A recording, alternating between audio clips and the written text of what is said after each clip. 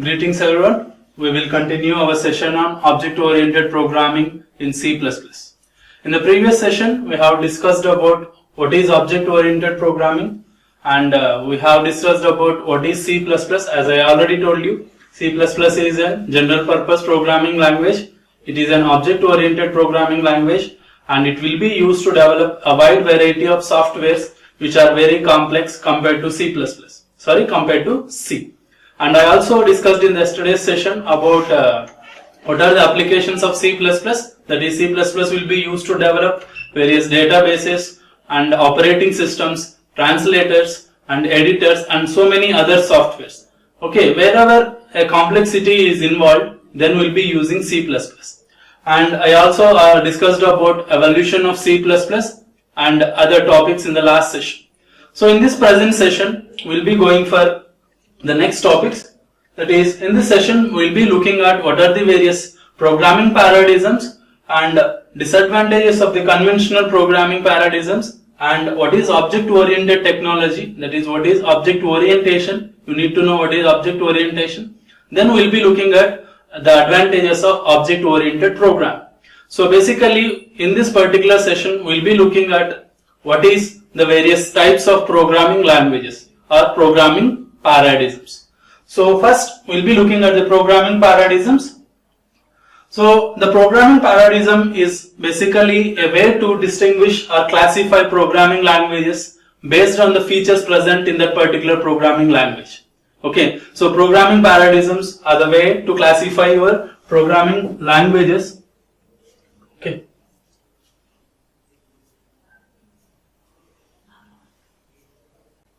So it is a way to classify your programming languages based upon their features. Okay, whatever may be the features of a particular programming language, we can classify into a set of programming paradigms. These programming paradigms might overlap with one another, but it will be basically classified into 3 or 4 types of programming paradigms. The 4 types of programming paradigms is, the first one will be calling it as the monolithic programming. The second one will be calling it as the structured programming paradigm. The third one will be calling it as the procedure programming paradigm. And the last one will be calling it as the object-oriented programming paradigm. So in this session, we'll be basically looking at the first 3 parts, that is the monolithic programming, the structured-oriented programming and procedure-oriented programming. And we'll be looking at what are the disadvantages of all these 3 different programming paradigms. So all these 3 will be combining, call it as the conventional programming languages. Okay. So first we'll be looking at the monolithic programming. So the monolithic programming is the oldest programming paradigm. So it is also known as imperative programming paradigms. Okay. So it has the following characteristics. The first thing is, the whole program will be usually written in a single block. That is, as you already know,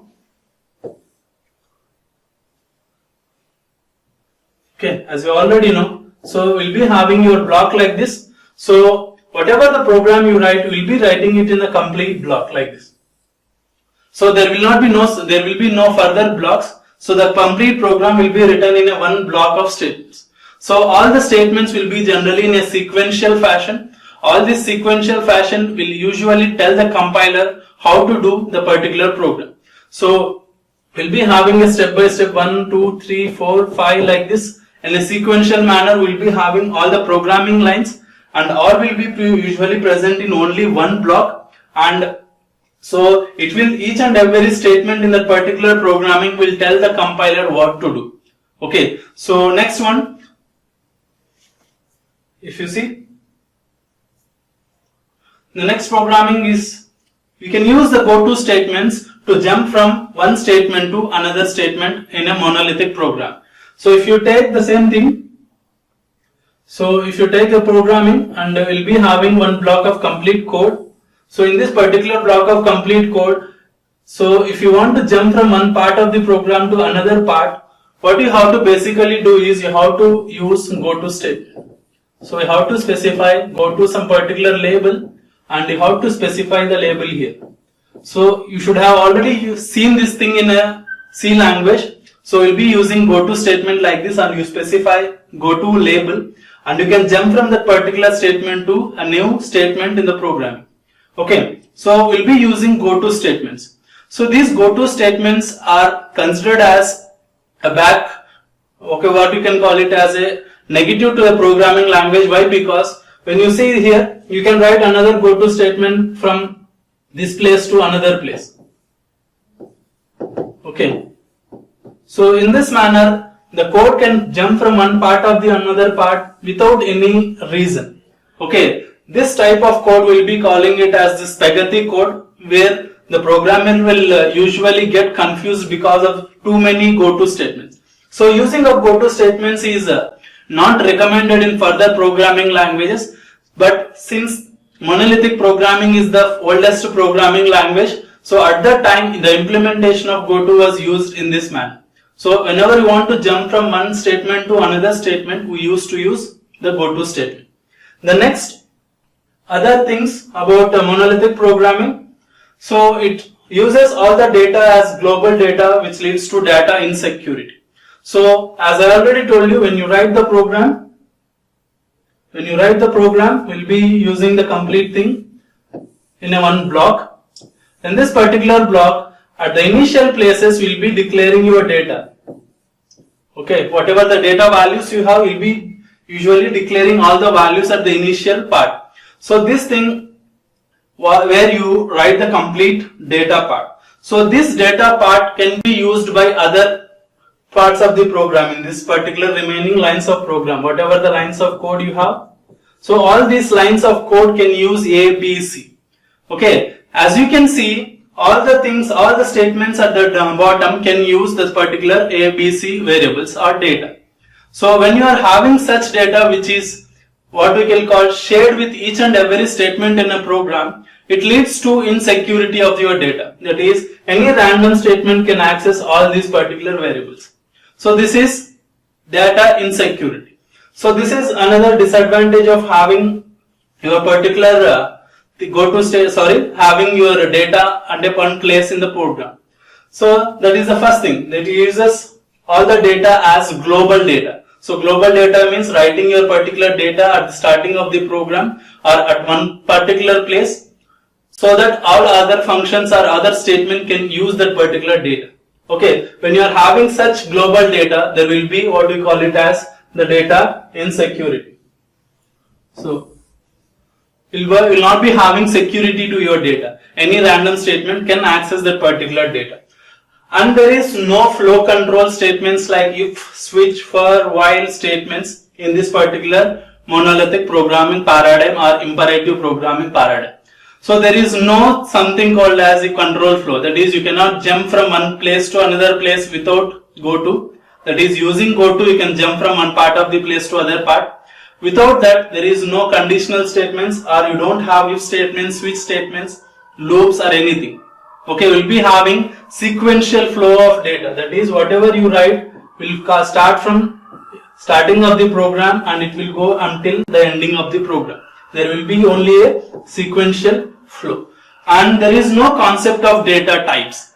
I think you know by this time we'll be having most of the higher level programming languages will be having data types like int. Okay, we'll be having float. So all these data types will be used to represent data in your particular program. So those data types were usually not present in monolithic program. And one example of your monolithic program is assembly language. So the assembly language, whatever the code you write, you doesn't use most of these things. So for example, you will be having an assembly programming like this. So where you can have your registers A. So we'll be moving 10 value into A, and you can have another data value move 20. So this is another assembly language statement. If you want to add these two values, you can write, okay, that is, what will happen is the A plus B value will go into A. So that will be the statement of add A comma B. So whatever the statements you are writing, you can see, okay, whatever you are writing, you are telling each and every statement will tell the compiler to do something. Okay, that is, the first statement will tell 10 value to move into the register A. The second statement will tell the 20 value has to be moved into the register B. The third statement will tell that is A value and B value has to be added and the result has to go into the register A. So each and every statement will be in a sequential sense like this, and as I already told you, if you see this particular point, the data will be present as global here, that is you will be declaring your particular members or data values at the starting, and any statement can access and modify this data. For example, if I write something like this, subtract A comma B. Okay, so in this particular statement A value will be 30. A value will be 30. Why? Because you have added 20 plus 10 and moved into 30. And B value will be still 20. So now if I do subtract A minus B, now A value will become 10 and B value will become 20. So each and every statement can directly modify A and B value. So this is what we will be calling it as the global data. So having the global data will be having many disadvantages, what you can see at the later parts of this particular session. So whenever you are having global data like this, any statement or any function at the latter part of the program can modify that particular data. Okay, this is open access to each and everyone. So this is not designed in higher level languages where you need a lot of security to your data. A small example is, as a faculty I will be having my own data. As a student you will be having your own data. So I should not be able to access each and every data item of yours. That is, whatever the data of yours, I should not be able to access each and everything. So whatever the data I am having, each and every student should not be accessing my data. So there should be a bridge between, or there should be a gap between the student and the particular faculty. So each and every data item should not be circulated between the student and the faculty. There should be what we call it as a bridge. That is, A should not be modified by someone, B should not be modified by someone. There should be some limits here. So that limits will not be present in conventional programming languages like monolithic programming. In monolithic programming, the main thing is you will not be having your data secured. And there is no flow control, that is, you will not be having any if statement, for loop, anything here. Just you will be having go to statement. Using the go to, you can jump from one part of the program to another part. And there is no concept of data types here. So as you can see, A can be any data type, B can be any data type. Okay, and you will be having assembly level language codes like this. So this is an introduction to your monolithic programming. So I think you can see what are the disadvantages of this monolithic programming. So the main disadvantage is doesn't have any flow control or error control, flow control or for loops or iterations, and you don't have data types here, you don't have security here. So some of these problems have been solved in the further programming languages. Okay, the next type of programming language you can see is the structured programming. So in the structured programming, we have got what we call it as the modular programming concept, where you will not be writing the complete program in one particular block. Instead, we will break down that particular program into multiple blocks. These blocks we will be calling it as modules here. So instead of writing this complete program in one block, we will be breaking down the complete program into multiple blocks like this. This will be calling it as top-down design, or what we can call it as the structured programming. So in this structured programming, as I told you, your complete program will be divided into modules. So this will be two different modules, and you can further break down this module into sub-modules like this. Okay, so what is the main advantage and disadvantage of this particular thing? The first thing is we'll be having code reusability. What is code reusability means? So instead of to solve this particular program A, we have to write codes for B and C. So to write code for C, you have to write code for D and E. So this particular code E and code D will be used to solve code C. So in the future, you need not write this code E again. So this code E could be used in another program in a similar sense. Okay, so this particular thing, that is A, can be used in another program. instead of writing the code again and again, you can use this particular modules in another particular projects. Okay, this is the main advantage of your structured program. So in structured programming, we have modules. These modules could be used in another programs also. Okay, that is code reusability. And it is introduced with the concept of data types. As I told you, in monolithic programming, you don't have data types. So those data types have been introduced in your structured programming. That is, you will be having integer data type, float and other data types in this particular monolithic programming. And the next one is, it also provides flow control such as your if statements, for loops and all flow control statements will be present in structured programming, and all the data is still present as global data, which relates to data security. Okay, as you could see, all the things are present as global data here. So structured programming, excuse me. So this is structured programming. So the disadvantage of your structured programming is still your data security. So in monolithic programming, we had many problems. Okay, we didn't have data types, we didn't have control flow, and all those things have been solved in structured programming. But the data security part, that is having the global data, and all this data could be used by any statement or any function, could still not be solved by your structured program. So examples of your particular structured program is Algol and Pascal. So to solve some of these problems in this particular structured programming came your next programming language, procedure oriented programming. So the procedure oriented programming is also same like your structured programming, that is, it will be having all the concepts present in structured programming. It will be having your modules, that is breaking down your program from large module into smaller modules, and the structure oriented programming, the data is defined as global data. So the main difference between your structured oriented and procedure oriented is, in structured oriented we have the problem of data security, that is all the data should be present as global data. But the difference here is, in procedure oriented, okay, as you could see here,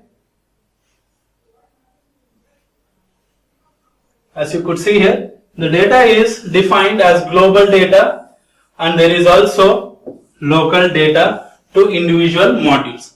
So in particular structure oriented programming, we had the modules like this, but all the global data will be present here only. So since this global data could be modified by any module, that was the main disadvantage of your structured programming. But when you came to procedure oriented programming, not only the global data, that is, it can contain the global data which could be modified by any module, and it also can contain the local data, that is, each module can contain its own local data. So as it is having its own local data, so it can be having its own particular data items which could not be modified by other things. Okay, some part of data security has been solved in procedure oriented program. Okay, so this is the difference between your procedure oriented and structure oriented. In structure oriented, we have only the global data. In procedure oriented, along with the global data, we have local data as well. So you can have some data security provided for your local data. Okay, you can have your student details here, and you can have your faculty details here. So the student cannot access the faculty details, the faculty cannot access the student details. This is the somewhat solve the particular problem of data security. So still it is not completely solved the particular problem of data security. So that is why we came into the, what we call it as your object orientation. Okay, so the procedure oriented programming, so functions may transform data from one form to another form. So the modularity, whatever you have seen in structure oriented programming, has been implemented by using functions here. So in procedure oriented programming, we have this thing, functions. So these functions will be used to modify your data, or to implement your modules, or to implement your top down design. So this is about the particular procedure oriented program. So the main important example of your procedure oriented programming is your C and Fortran, formula translation. So these are about the three particular conventional programming paradigms. That is the monolithic programming, the structure oriented programming and the procedure oriented programming. The monolithic programming didn't have any concept of data types, control flow, and all the program was present in only one part, function or one module. In structure oriented, we have broken down that particular module into multiple modules. We gave the data types, we gave the control flow. Later, we gave, but the problem of your structure oriented was only, it was having the global data. So that was solved in procedure oriented by providing local data as well. So this is the summary of these three programming paradigms. Next we will be looking at what is the disadvantages of all these things. That is, what is the disadvantages of your conventional programming paradigms. As you could see, so all your conventional programming languages for your C++ would be your C, COBOL, Fortran. All those particular languages, that is whatever those languages which are before C++ will be usually calling them as conventional programming languages. And all these languages were written with a sequence of statements that will tell the compiler to do what. Okay, as I told you in monolithic programming, we'll write the particular program in sequential sense, and we'll be dealing with a sequential set of instructions which will be telling the compiler what to do. And when a program is very large, it becomes complex to manage. Okay, so this is the point you have to remember going forward. Okay, so in a conventional programming language, so it could be written only for a small set of code or small lines of code. When you go for larger programs, it will become complex and it will not be easy for conventional languages to manage large set of codes or large number of lines of code. So in order to manage such code, you have to go for object oriented programming language. So this is the main disadvantage of your particular conventional programming languages. So the conventional programming languages are all the three programming paradigms I told you, that is monolithic, structured and procedure oriented. So all these programming languages will not be able to, what we can call, write large size of code. Okay, we'll be able to write small line of code by using C language, but as the program size increases, as the number of lines of code increases, it will become very complex for C language to manage this particular lines of code. Okay, in order to manage such large code, you have to go for the object oriented programming language. Next, as I told you, this will be the conventional programming approach, that is where we'll be having a main program. That main program will be treated as the main module, and inside the main module we'll be having further functions, and we'll be breaking down that particular functions into some more functions. So this thing we'll be calling it as a top-down design. So in the top-down design we'll be concerned about the main program. So this main program will be used to, actually how to solve this main program. In order to solve the main program, we'll be using the functions at the bottom. So basically this will be calling it as top-down of design. Why? Because we'll be breaking down the problem into smaller parts and writing the code for smaller parts. Basically in top-down design we'll be looking at the solution only. Solution means, so how to solve this particular main program. So to solve this particular main program, we have to write three functions.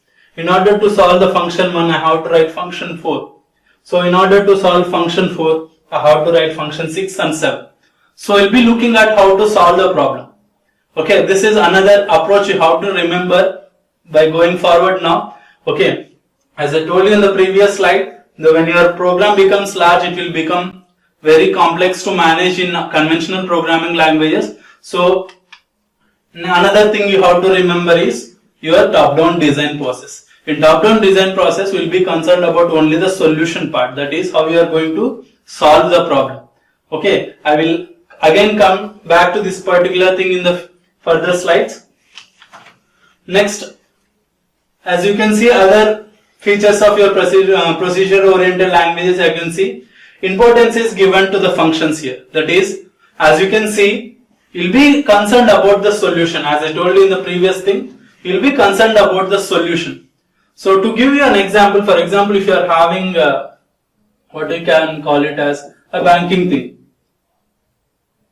So if you are taking some banking thing, so if you want to write banking management system program, so at that time what we'll be thinking? So we'll be thinking about what are the operations we'll be performing in a banking management. So we'll be mostly thinking about, okay, deposit and withdraw. Okay, so those are the operations. When you are thinking about the procedure oriented language, we usually think in this manner, that is how to solve the operation. In order to solve these operations, what you are going to do? In order to solve this operation, what you are going to do? So in order for depositing, we'll be looking for some more operations. In order for withdraw, we'll be looking at some more operations or some more functions. This is how we'll be looking at the solution in a procedure oriented program. Okay, we'll come back to this again later. As you can see, importance is given to the functions, that is solutions. Most of the functions share global data. As I told you, in conventional programming languages, most of the data will be present at the global section. Next, data move openly around the system from function to function. So we can move from data from one function to another function very easily. This is another disadvantage of your conventional programming languages. Whatever the new data and functions cannot be easily added here. Okay, this is mainly about managing your particular data. When as your particular program complexity increases, it will be very hard for you to add new things. That will be the disadvantage of your conventional programming. And this one, as I told you, it employs top-down approach in programming. So these are the main disadvantages of your conventional programming. So to brief about whatever you have seen now. You have looked at three programming paradigms, that is monolithic programming and structure-oriented programming and procedure-oriented programming. And you can see the disadvantages in all these three programming paradigms. As you could see, the importance is given to the functions here. That is, you will be giving more importance to the solution. You will not be giving more importance to the data here. You will not be concerned about the data security. You will be only concerned about what are the functions you are writing and how to reuse that particular functions. And the second disadvantage is most of the functions share your global data. That is, whenever you are having data as global section, you will not be having security to that data.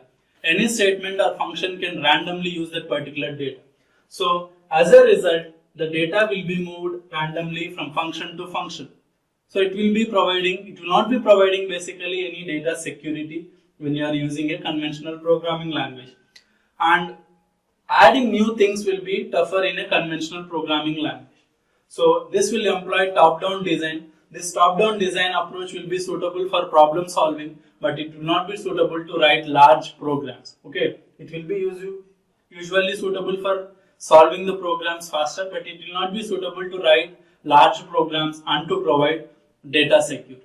So in this session we have covered so far these things. In the future sessions we will be looking at how we are going to solve these conventional programming solutions. How we are going to solve these conventional programming problems.